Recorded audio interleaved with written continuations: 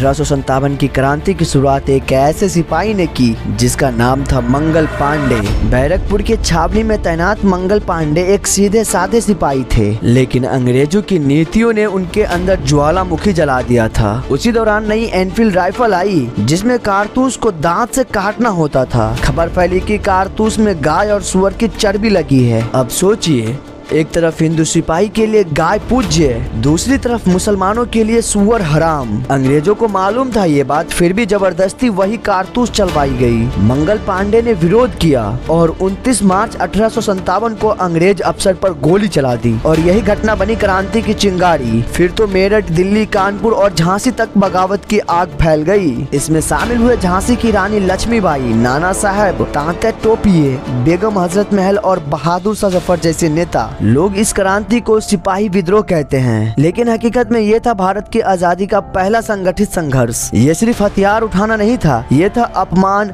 शोषण, धार्मिक हस्तक्षेप के खिलाफ आवाज उठाना। अंग्रेजों की डिवाइड एंड रूल की नीति ने हर भारतीय को तोड़ दिया था, चाहे वो किसान हो, राजा हो, सिपाही हो या आम आदमी। राजाओं से उनकी रियासतें, किसानों से उनकी जमीन और धर्म से लोगों की पहचान छीनी जा रही थी। और जब लोगों ने देखा कि अब हमारी आस्था तक नहीं छोड़ी जा रही, तब बर्दाश्त की हद टूट गई। 1857 का विद्रोह ब्रिटिश ईस्ट इंडिया कंपनी के खिलाफ एक खुला ऐलान था। अब बहुत हो गया, अब भारत जागेगा। 10 मई 1857 ये तारीख इतिहास में आग बनकर दर्ज है। मेरठ छावनी में सैकड़ों भारतीय सैनिकों ने अंग्रेज अफसरों के खिलाफ बगावत कर दी, लेकिन इसकी तैयारी कई हफ्तों से चल रही थी। असल में मंगल पांडे की घटना 29 मार्च को हुई थी, पर उसके बाद अंग्रेज सतर्क हो गए थे। उन्होंने 85 सिपाहियों को बिना जांच के जेल में डाल दिया। बस यहीं से सैनिकों में गुस्सा फूट पड़ा। 10 मई की रात सैनिकों ने जेल तोड़ी, अपने हथियारों को आजाद किया और अंग्रेज अफसरों की कोठियों को आग लगा दी। फिर वो सारे सैनिक दिल्ली की तरफ बढ़े, जहां मुगल सम्राट बहादुर शाह जफर को अपना नेता घोषित किया। उस रात दिल्ली की सड़कों पर सिर्फ